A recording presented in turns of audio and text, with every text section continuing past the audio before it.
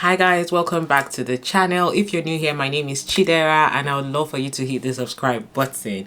Okay, so I'm really excited to be finally doing this. My little madam, so if you're new here, I recently had a baby, my first baby. My little madam is resting, she's sleeping now, so I kind of have just a few minutes to get this done with. So in this video, I want to share how I was able to finally get pregnant, having been diagnosed with PCOS and hormonal imbalance. So if you've not seen the previous video where I kind of like gave a snippet of what the process was like, you know, how we started and how we got pregnant, we went through fertility treatment. There was also a lot of faith expression, you know, trusting God and, you know, expressing our faith, putting our faith into action, and all of that led us to where we are at now, which is I got pregnant, had my baby, and to the glory of God, my baby is here with us. So before we even proceed, first thing I want to say is I want to give all praise to God who is able to make this happen. I don't think I will be where I am right now if not for the mercies of God. And even as I share in this story time, you get to understand why I said that. And also I plan to do a video on my birth story because I had like a traumatic but yet miraculous birth. If you want to see that video, let me know, put a comment down below and I'll try my best when I have some time to shoot that video. So let's get right into it. If you see me looking into my phone, that's because I knew that I would want to share this testimony. So I kind of like jotted down the whole process so I don't forget anything. So let's get started from the very beginning. So sometime last year in 2024, I had the, you know, hormonal assessment on this platform called Fertility. I've spoken about it before on my YouTube channels. So on Fertility, they check fertile markers. So like they check like your egg counts, they check your AMH levels, testosterone levels, all of the things, you know, that you need to check if you have PCOS. And, you know, the result then was not good. My testosterone was high. I had high prolactin, which, you know, we're not supposed to be that way. So, and at that time, you know, I told them that one of my goals, because they will ask you what are your goals for doing this test. I said one of my goals was we've been trying to get pregnant and I want to conceive. We've been trying. So after I got the results, they had like a free referral to a fertility clinic, and because the referral was free, I was like, you know what, let's take it. So I took the free referral to the fertility clinic, and it's just like 30 minutes. So you speak to a fertility nurse. So when I spoke to them, I got to then ask them what are my options, what can they do for me, you know, seeing all the things that are going on in my body. And one thing I want to say here is one of the things I asked them about is called ovulation induction. And the reason why I knew about this was because someone that I know, or two people that I know, have actually gone through ovulation induction procedures, and they were the ones that told me that's what they did to get pregnant. The thing here is, if they had never told me about it, honestly, I probably wouldn't have known about it. So essentially the process that I went through to get pregnant is called ovulation induction. This is just to clarify, as a lot of people have been saying I did IVF. I did not do IVF. Ovulation induction is kind of like halfway to that, and I'm going to share the details so you see the difference between ovulation induction and IVF. So then I asked them about that. They said yes, they do it. They kind of like gave me a rough estimate of the cost, and I was like, okay, thank you so much. If we decide to proceed, I'll get back to you guys. So after a while, you know, I spoke to my husband. We had some savings and we're like, okay, let's tell them we want to do this ovulation induction. It shouldn't, you know, take a lot. And that's how we started. We signed up. We then decided to do the first round of our fertility treatments. The first round, I had to do initial consultation, which was quite expensive, with a fertility doctor. Then after that, they did some scans. Then they started me on what is called Letrozole. Letrozole is a tablet that will like induce ovulation, so to make your ovaries to like release eggs. The opposite of this is Clomid. Some people use Clomid, some people use Letrozole. So the consultant that I worked with, he said he preferred Letrozole because it tends to have like higher success rate or something like that. Anyway, he recommended that for me, and then I started taking the tablets every single day. At the same time, just to state here as well, my husband also had to go through a test. They had to check his semen, you know, semen analysis for motility, all of those other things. And I think it's very important to state here because a lot of times when, you know, couples are dealing with fertility issues, the woman tends to take on all the blame. So if you're currently in a season of waiting or, you know, fertility, please, even though the woman, maybe she's the one that has the issue, it's very important for the man to also get tested and have like an analysis to be sure that he also does not have an issue. So they did that for Jason as well, to be sure that everything checks out with him. And actually some things did not check out, but I'll get into that later. Midway into the Letrozole, my consultant was like, oh, that they've not actually checked my fallopian tube. is open, so they need to check that to be sure that this procedure would work properly. Because if the letrozole causes my ovaries to release an egg, and if my fallopian tubes are blocked, then the egg cannot move down to my womb and wait for fertilization.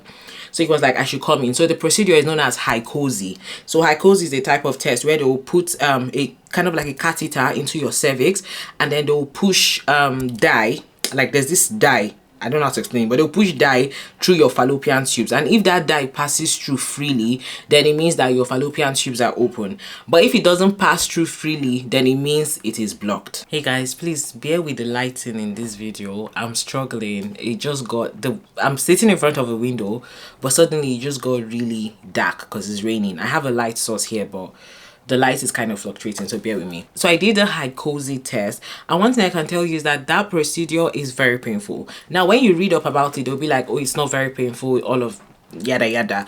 But when they did it for me, I was in so much pain.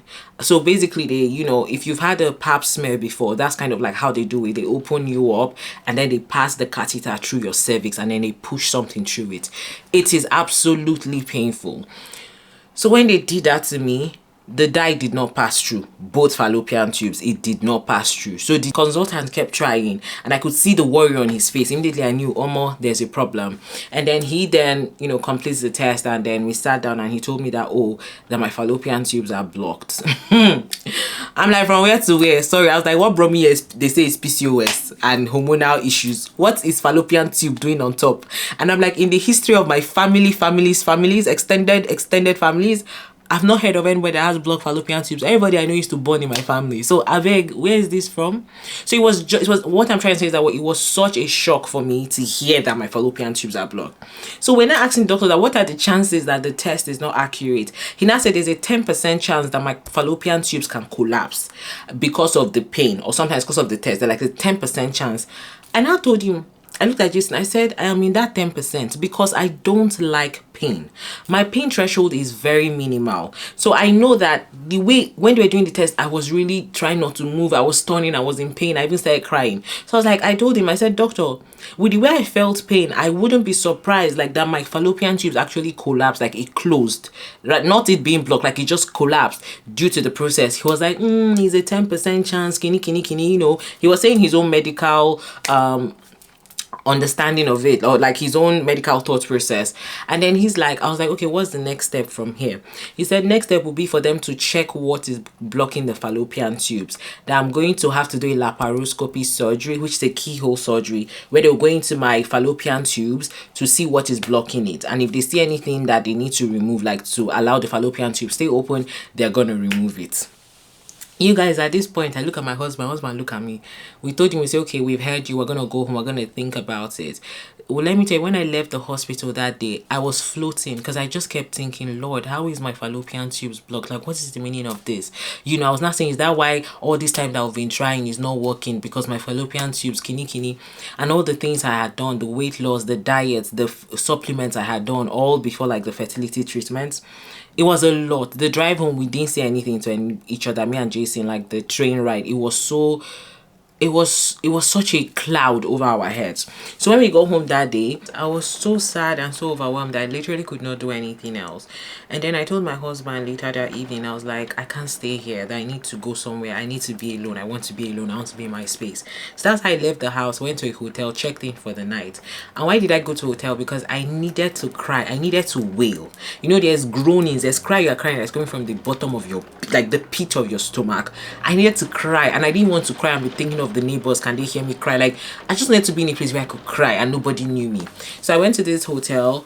When I got there, I knelt down and I cried. I wailed, I groaned. I said, God, how is it possible? Like, I kept rejecting it. I was like, how is it possible that my fallopian tubes, or they say my fallopian tubes is blocked? Like, God, this is not your promise to me. You know, I groaned that night. I wailed, I cried, I prayed. And then afterwards I slept up because I was so tired. I had expended so much energy. And then the next morning I came back home.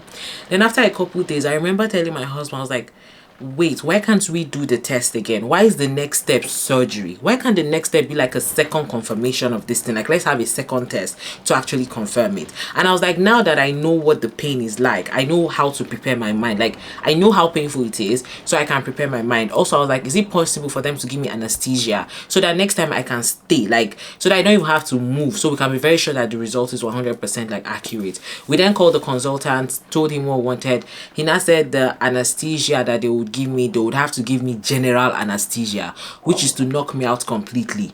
And I told Jason, I said, I'm not comfortable taking general anesthesia for like this test that I could do as an outpatient. I was like, I'm not comfortable with that. Then the the consultant was like, okay, then there's nothing else he can say except I want to do the test again, just like that, and deal with the pain. I told him, okay, then what if I take paracetamol, like pain tablets before, and then when I get there, I'll take after. I said I could do that, but it might not like reduce the pain as much as I would like. So, but anyway, long story short is we now decided to do the test again. When we now got there, as God will have it, the anesthesiologist at the clinic, he then came and said, okay, he can give me a combination of medicines that's going to help me stay calm. I can't remember the name, but I'll put the name of medicine on screen when I remember. So there was this tablet he said he would give me that is going to make me less anxious. Like, I'm going to feel a bit woozy. It will help me relax so I'm not as nervous. Then they will give me tramadol to help with the pain. And I think codeine. I don't know if it's tramadol and codeine, but tramadol, and they give me something else. Basically to help manage the pain so I can stay for the procedure. So they gave me the tablet. I started feeling a bit woozy. And then they were like, okay, good, it's working. So I'm ready to go. This time I now went into like a surgical room to do it, and then I lay down and they did the test again. And even though I was heavily medicated, I could still feel pain. The only difference was that the pain was not as intense as the first time, so there was still a bit of moving from me, but I tried my best to stay still. And then later on, further a couple days after, I'll be the next day, we now got the results that my fallopian tubes are not blocked. I was like, Jesus, if you know what it feels like to get the first result and then get the second one. I was like, Jesus, thank you. It felt like a weight had dropped, because I was like, how? You understand? And just hearing that, I was like, God, thank you. So apparently the doctor was like, so apparently I'm the 10% of people whose fallopian tubes can collapse or collapsed because of the procedure. So that's how it was determined that my fallopian tubes are open. So we continued with the procedure. I was still taking Letrozole then to stimulate ovulation. So after I completed the dose of Letrozole, then they'll now time me. They'll now tell you, okay, from now and the next couple of days, try to meet with your partner. So try to have intercourse, and so you see if you will get pregnant naturally. So we tried, and as God will have it, that first cycle we didn't get pregnant. I did not conceive, and we're back to square one. And one thing I also want to say here is that this entire procedure, we went private. We did not go through the NHS process. So the NHS fertility treatment has a very long waiting list. Sometimes you can be waiting for like 1 year or 2 years, and sometimes they'll tell you that you've been trying for like a couple years before they even prioritize you. So basically we went private. So all these procedures that we're doing, every single thing costs money. Every single thing costs money. Let me know below, leave a comment below if you'd like me to do a detailed video of how much we spent for this whole process, and also how we saved up actually to have this money, and then how much we spent for the entire process going private. Leave a comment down below and I'll try my best again to do this video. One thing I can say is that nothing prepares you for when the procedure fails. When it fails, it feels like your world is crashing. I can't explain what it felt like to do the test and saw a negative result. Mind you, of course, I have seen several negative test results because I had been trying to get pregnant all along, all before I started doing fertility treatments. And I knew how that felt. But this one, it hit deep because I was taking these tablets. I had done all these tests. I had done scans. I had done blood tests. So many things we had put into it. And also money, time commitment. I had a full-time job, but I had to be traveling into London for all of these procedures. So it was a lot, and it felt like everything has scattered. Then after I think a week or two, Jason and I said, you know what, let's start again, let's do it again. Also, something they'll tell you is that the chances of conceiving on the first try is not very high. You are more likely to conceive after maybe a couple trials. Some people conceive on the first time, very good, but most people do not. So we're like, okay, it's fine, we're already told we might not conceive the first one, so let's do it again. Let's go for the second time. Now this second time I started the Letrozole again, but after taking the Letrozole, then I went back to the hospital to do a scan because they have to check that is my ovaries releasing, is it like developing eggs? So what the medicines to do is to help my ovaries to develop eggs and get those eggs to mature. When the egg is matured, it will go to the womb. You need matured eggs. So I was taking Letrozole this time around. However, what happened was I had ovarian, I'll look for it, overstimulation syndrome. Basically, my ovaries now developed plenty eggs, but they were all small eggs. Instead of it to be matured eggs, they were tiny eggs, which means I was not responding properly. And my consultant was like, okay, we need to look at a new course of action. And he's like, at this point, we're going to have to try follicle stimulating hormone. I'm like, Kilele, from where to where? God, I beg. So follicle stimulating hormone is a type of hormone, like it says, to stimulate your follicles on your ovaries to produce eggs. And it's literally what they use for IVF. So IVF too, they give them follicle stimulating hormone. The only thing is that the dosage that I took is not as much as someone who is doing like IVF. So I took that, but a lesser dose. So I was giving that to start injecting myself.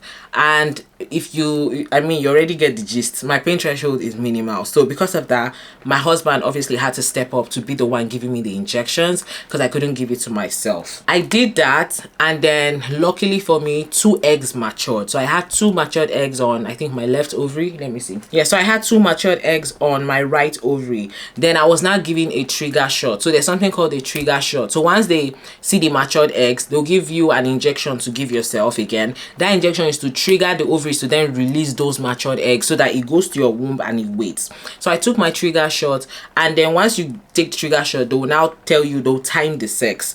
So after I took that shot, I was told to have, like, we should have sex the 2 consecutive days after that, because that's when I'll be my most fertile. And so it was time for us to do the do. And this is where fertility takes its toll as well, both on the man, apart from the fact that I was going through a lot. Hormonally, my hormones were all over the place. Mentally, emotionally, I was exhausted.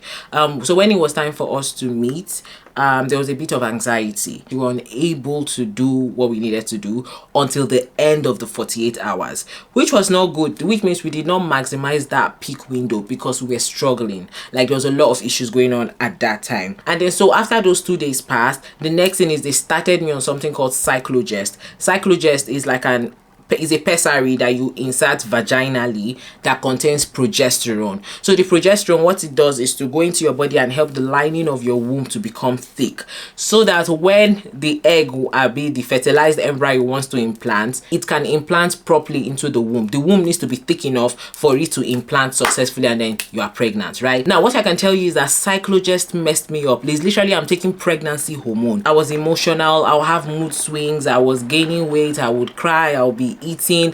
It was a lot in that moment. And then I had a lot of symptoms which were very similar to pregnancy symptoms, because obviously I'm taking pregnancy hormone. So it did not help that in that wait window, so you now wait for a couple days, I think after 14 days or 15, you now do a pregnancy test to see if you are pregnant.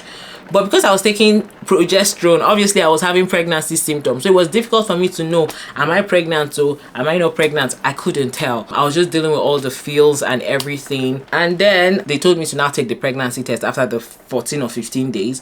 I then took the pregnancy test. The anxiety, is the waiting, it's a lot.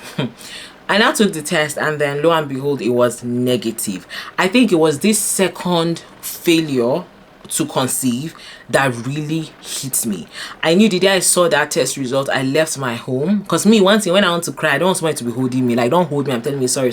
Allow me to cry. Allow me. So I left my house. I went on a long walk. I think I walked for like 2 hours that day. What was I doing? I was crying.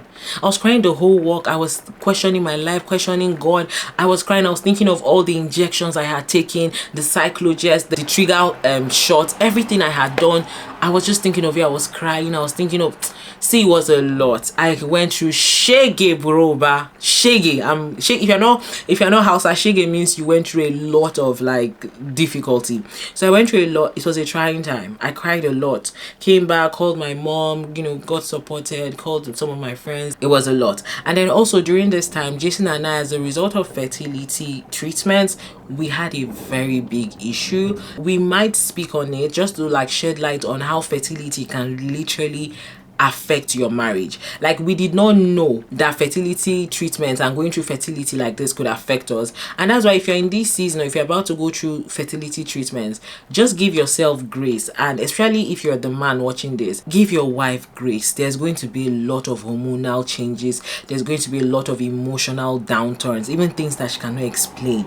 All you can do is give her grace. So Jason and I, because obviously I'm going through a lot, I was highly irritable. I would snap at him at different things. Him too, he's stressed. See, our house was very tensed in that season, and we actually had a big issue that really threatened our marriage and required us to get like counselors to come in and walk us through the issues and help us, you know, stay together and be where we are today, to the glory of God. But yeah, just putting that out there. So because of this issue we had, obviously I was not in the headspace to even want to try again for the third time, but God helped us, and then we decided we're going to do this one more time. Now also, our finances at that point was already drained, so we looked at our finances and we're like, you know what, we can only do this one more time. And if we do this one more time, it doesn't take, we have to wait till like next year, because we have to build our money back up again, because this thing was draining our finances.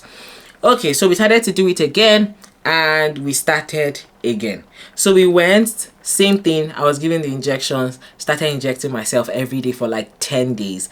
After I injected myself, they had to check how many eggs have developed. This time around, they saw 3 eggs on my right ovary. 3 eggs had developed, 3 mature eggs. So the consultant that day, as you know, as it happened, instead of it to be my consultant, he was busy that day, so I had a different consultant, a female consultant, and luckily for me, she was from Nigeria, which made me feel good. So she could, you know, relate to me on some level. And then she told me, she's like, hey Chidera, your ovary has 3 matured eggs. The next step is for us to give you that trigger shot to make the eggs come out. But now the problem is, if we give you this trigger shot and the 3 eggs come out and 3 of them fertilize, you are going to have triplets, and so it's a risk, and they call it a high risk. So that she has to let me know. I can decide not to take the trigger shot just because so that I don't risk getting triplets. And I told her, I said, what would you do if you were me? She said that the last time I had 2 eggs develop and I did not get pregnant, and now it's 3 eggs. That's so the chances of me getting pregnant like with triplets, she doesn't see it, since the last time I didn't even get pregnant when I had 2 eggs. So, you know, after I thought about it, she was like, do I want the trigger shot or not? I said, see, it's fine. Let's take the trigger shot. Let the 3 eggs release. And I'm trusting God that all 3 will not fertilize, because now triplets. So anyway, there was a bit of anxiety with that. Then I went home. I was given the trigger shots. I took it. And then obviously after you take the trigger shot, you're told to have, you know, intercourse within the next 48 hours, maybe like a couple times as you can. So we went home. God helped us this time around. We're able to meet. And then after the 48 hours, I started taking the progesterone again to help my womb lining thicken. And something I want to state here is that during this time as well, I had a friend tell me, oh, that she dreamt that I was pregnant. So me, I just took it as, like, I keyed into it. I was like, yes, amen, this is it. This is the cycle that I'll conceive. But let me tell you, I wasn't 100% certain. I was just, you know, having faith. And also, if you've watched the clips, there was a part where we did Hallelujah Challenge. There was also a part where we went to the mall. We just went to the mall and felt like buying baby clothes. It was this 3rd cycle. We felt like buying baby clothes. We're like, God, we are putting our faith to work. We are buying this baby cloth because we believe and we trust that this baby will be here. Like, we have reached our limit. We prayed. Another thing is, this time around, this 3rd cycle, Jason and I had a lot of prayer of agreements where we, you know, told God we have reached our limit and we are trusting you that this time around, this is it. You know, there's a lot of faith in action. I also sowed a lot of seed. I'm like, God, this whole thing needs to stop. I can't put my body through this thing again. Anywho, so after, you know, I started taking the progesterone, you know, like I said, the progesterone kind of like mimics pregnancy symptom. So I was like, okay, am I pregnant? Am I not? Am I pregnant? Am I not? And then a few days to when I'm supposed to do the pregnancy test, I started feeling cramps, like my period symptoms. I know how my period feels when it's about to come. I started having cramps, leg pain. I was like, Jason, we're not pregnant, my period is here, my period is coming. And I felt so sad. I think I sank into depression. Like, at that point, I was sinking into depression slowly, because I was already like, Jesus, this thing has failed again, my period is here, I can't believe this has happened. So it was a lot. And then on the day I was to take the test, so I was to take the pregnancy test on a Saturday, and because I was already feeling like period symptoms on like a Tuesday, I was like, let me just take this test so that I can call the hospital and let them know it did not work. If not, they'll keep following up. So I went, got the pregnancy test, did the test in the night, and then I saw a faint line. It was so faint that I was doubting myself. I was like, nah, this is not, I'm supposed to be thick, it's faint. So I now started Googling like faint line, what does it mean on pregnancy test? I had so many mom forums, pregnancy forums, and everybody was saying no matter how faint that line is, you are pregnant. I'm like, you are I say, I could not sleep. I was so anxious. And then I waited around 5 or 6 that same morning. I did another test. I saw another faint line. I told Jason, I said, Jason, see what's happening. I'm seeing a faint line. I don't know what this means. And also I learned about evaporation line. More things I've learned in that season of waiting. God help me. So there's something called evaporation line. It's a kind of line. It's a fake line that shows on pregnancy tests. It doesn't mean you're pregnant. It's just an evaporation that left a line there. So me, I was telling myself, is this evaporation line? Because I was like, God, I was having so much worry, so much anxiety. And I decided to say, okay, let me wait until that Saturday. They say I should take the test. I'll take the test Saturday morning, gong. I now bought the test that will say yes or no, not the one that you look at the line. Let it just tell me, are you pregnant? Yes. So it's called digital test. I went, got the digital test. Jason and I, very early in the morning, I think around 5 or 6, we're so anxious. I did the test, and as God will have it, we were pregnant. If you see the way Jason, because I could not look at it, I zeroed my mind. When Jason looked at it and he saw yes, Jason screamed. Like, he screamed so much.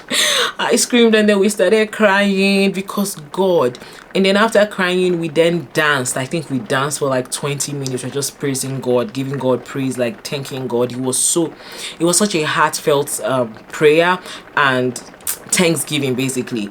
And so that was it. That was how we then found out that we're pregnant in November, 23rd of November 2024. And went on to carry on the pregnancy and also have the baby. I mean, the pregnancy journey also had its own ups and downs, which I can share in a different video, and also like my birth experience, like I said. But the journey right from getting pregnant to having my baby in my hands, it's been a lot. Okay, the pregnancy itself had some hiccups. Labor as well was a bit traumatic, but God came through. So yeah, that's it. Sorry if this video is very long, but I just wanted to be as detailed as possible. So something I would say here is, if you have PCOS or hormonal imbalance, something you can ask your doctor is that, can you guys do ovulation induction? A lot of times it's not popularly known because people know more about IVF. If it's not because I knew people that had done this, I also couldn't have known that this is an option, because all I could hear then was IVF. I knew that IVF or more. God, there's a lot. I was like, I didn't want to do it. So IVF, they would have to do egg retrieval, fertilize the embryo, then put the egg back into you. It's very invasive. But this ovulation induction is less invasive than IVF, and it's also less expensive. It's not as expensive as IVF. So I mean, basically consider all your options. Ask your doctor about this if it's something you would like to do.